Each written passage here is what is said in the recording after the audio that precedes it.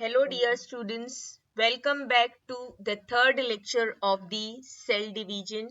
In our previous lectures, we have already studied what is cell division. Then you all know what is cell cycle, and roughly we also studied about the mitosis and meiosis. What are the differences between the mitosis and what are the differences between the mitosis and meiosis, you can say.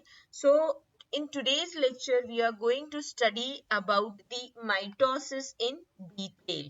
आज हमको mitosis क्या है उसको detail में पढ़ना है. So basically what you can say, mitosis is a process where a single cell divides into the two identical daughter cell. This is what you can say, it is actually a cell division, actual cell division. What is happening in the mitosis? ये मान लीजिए कि ये एक आपका daughter mother cell है और ये जो है डिवाइड होगा एंड डिवाइड हो करके दो डॉटर सेल जो होता है वो इस तरीके से दो सेल्स जो होगा इसमें फॉर्म हो जाता है. ठीक है, आपको अगर याद होगा तो मैं आपको ऑलरेडी ये चीजें बता चुकी हूँ कि माइटोसिस जो होता है, ठीक है, during the one mitotic division you will get the two cells. Okay, while in case of the meiosis, when we study the meiosis, in one meiotic division you will get the four cells. mitosis में क्या होता है, हमको एक complete cell division के बाद में हमको क्या मिलता है, दो सेल मिलता है. while meiosis में हमको कितने मिलते हैं, फोर सेल्स मिलते हैं. एंड दिस टू सेल्स, ये जो मदर सेल्स होंगे डॉटर सेल के कैसे होते हैं, exactly सेम होते हैं. they will have the same genetic number, they will have the same number of chromosome, everything will be same. अगर इसके पास 46 chromosome है तो it will also have the 46 chromosome. That's why it is also known as the it is also known as the equational division. Okay, this mitosis is very important. It takes place in the somatic cells. Why mitosis is taking place, already previous जो हमारे lectures इसमें हम पढ़ चुके हैं.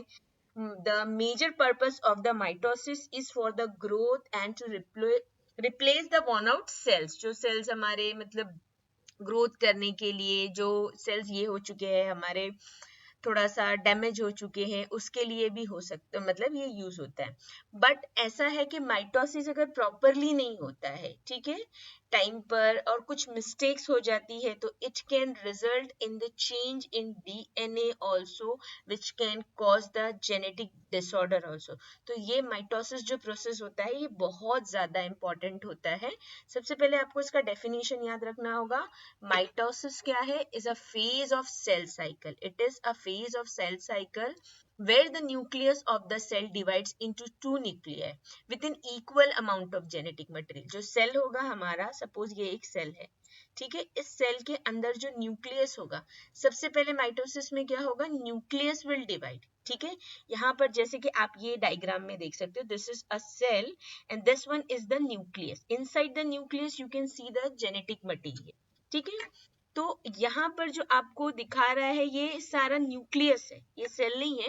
अभी ये जो है न्यूक्लियस को जूम करके आपको दिखा रहा है कि ये जो इक्वल अमाउंट के जेनेटिक मटेरियल्स होंगे, ठीक है, इनको इक्वल इक्वल डिस्ट्रीब्यूट किया जाएगा थ्रू वेरियस स्टेजेस. ठीक है, और फिर यहाँ पर देख सकते हो आप, जब न्यूक्लियस का डिवीजन कंप्लीट हो जाएगा, here you can see the division of the nucleus is complete, then here, ठीक है, क्या होगा, cytoplasmic division will take place. तो यहाँ पर साइटोप्लाज्मिक डिवीजन होगा और ये दोनों सेल्स जो होंगे सेपरेट हो जाएंगे और दो न्यू सेल मिल जाएंगे. फ्रॉम अ पेरेंट सेल यहाँ पर हमको कितने मिल जाएंगे, दो न्यू सेल्स जो होते हैं वो मिल जाते हैं. ठीक है, mitosis is divided into the 5 phases. Now we will focus on the phases or you can say the stages of the mitosis. The first phase is the interphase. ठीक है, फर्स्ट फेज हमारा क्या होता है, वो होता है इंटरफेज होता है. तो what is happening in the interphase, already हम पढ़ चुके हैं सेल साइकिल जब हम पढ़ रहे थे पूरा उसके अंदर कि what is happening in interphase, the DNA in the cell is copied In preparation for the cell division, this results in 2 identical full sets of the chromosome. ठीक है, ये एक सेल है, इसको पता है कि इसने भी क्या करना है, माइटोटिक डिवीजन करना है, तो इसके पास में जितना भी जेनेटिक मटेरियल होगा ये इसको क्या कर लेगा, डबल कर लेगा.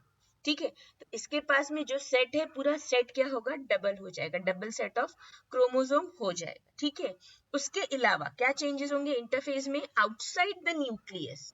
ठीक है, outside of the nucleus are 2 centrosomes, each containing a pair of centrioles. These structures are critical for the process of cell division.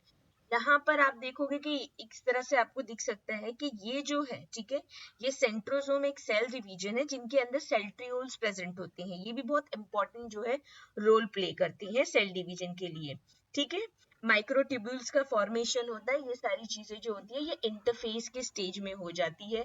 हम लोग सेल साइकिल जब पढ़ रहे थे उसमें G1 phase, S phase, G2 phase, उसको हम लोगों ने डिटेल में स्टडी किया है, तो you all know all this things. What is happening in interphase ये आपको पता है. Now we will focus on the mitosis. Interphase के भी 3 फेज पता है ना, G1, S and G2 phase.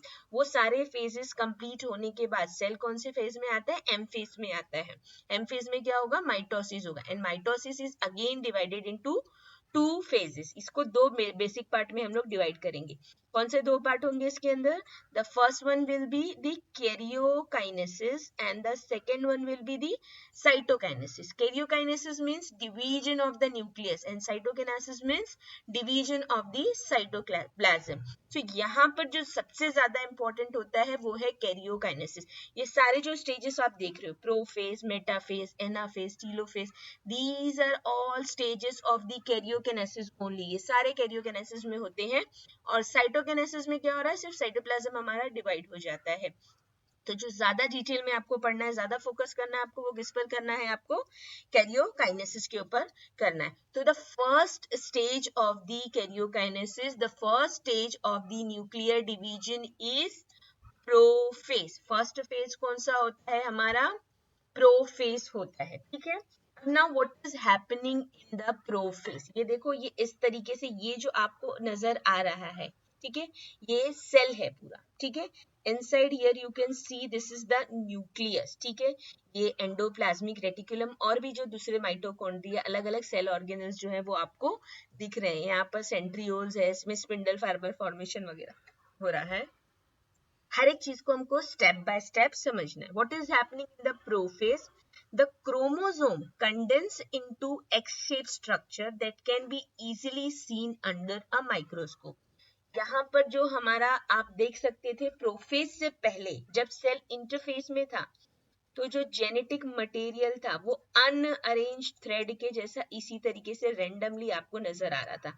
पीछे के स्लाइड्स में आपने देखी है वो चीजें. But here in the prophase इनको इक्वल डिवीजन चाहिए. So for the equal division what is happening, chromosomes जो होते हैं, जो जेनेटिक मटेरियल होते हैं, वो कंडेंस हो जाते हैं, शॉर्ट होते हैं, अपने आप को एक्स शेप स्ट्रक्चर में क्या करते हैं आप, मतलब इस तरह से उनका अरेंजमेंट होता है कि वो एक्स शेप में नजर आते हैं, जिसको आप माइक्रोस्कोप में देख सकते हो. Each chromosome is composed of 2 sister chromatids. जो एक क्रोमोसोम होता है, ठीक है, यहाँ पे देखो मैं इस तरीके से आपको ड्रॉ करके बताती हूँ.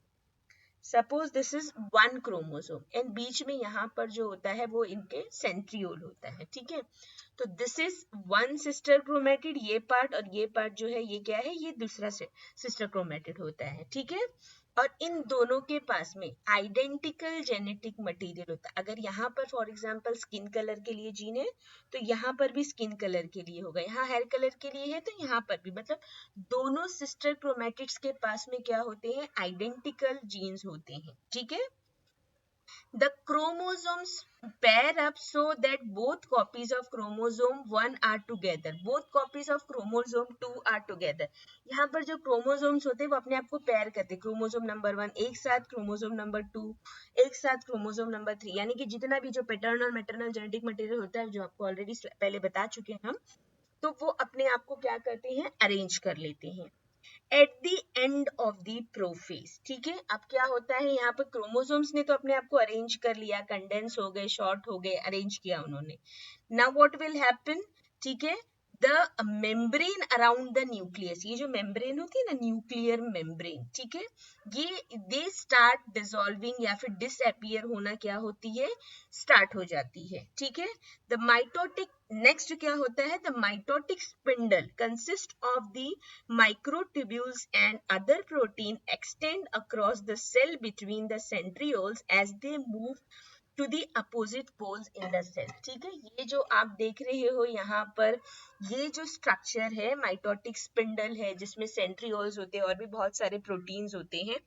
तो ये सारे जो होते हैं वो क्या होते हैं, अलग अलग अपोजिट पोल की तरफ जो होता है वो मूव करना स्टार्ट कर देते हैं, ठीक है। तो दिस इज दी प्रोफेज। क्या होता है, क्रोमोसोम कंडेंस होते हैं, अपने आप को शेप देते हैं, क्रोमेटिन नेटवर्क जो होते हैं कंडेंस होकर, न्यूक्लियोलस जो होता है डिसअपियर होता है, सेंट्रोसोम्स जो होते हैं वो सेपरेट होते हैं और स्पिंडल फॉर्मेशन जो है वो स्टार्ट हो जाता है। Now next what is happening, next stage क्या होता है, मेटाफेज स्टेज होता है, ठीक है। नेक्स्ट स्टेज जो है ये आप यहाँ पर देख सकते हो, this stage is known as the metaphase, ठीक है। मेटाफेज में कैसा होता है, what are the main stages of the metaphase, या फिर मेन जो चीजें हो रही है, जो भी चीज काम हो रहा है वो क्या होता है, the chromosomes line up neatly end to end along the centre of the cell.